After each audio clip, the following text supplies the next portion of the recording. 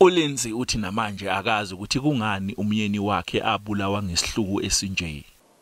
So tell me what happened that he deserved to die. It's inexcusable. I don't understand.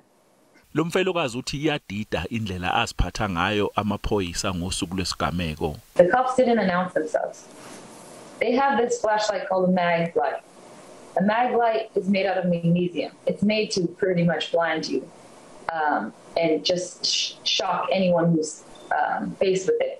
uLindsay Myeni uthi umyeni wakhe washonela into engekho njengoba amaphoyisa ayingenabo ubufakazi bokuthi ngempela uyisephula mthetho futhi wayengahlomile. uGatsho umunye uma echaza ngobuhlungu abuzwayo ngokulahlekelwa ubaba wakwakhe.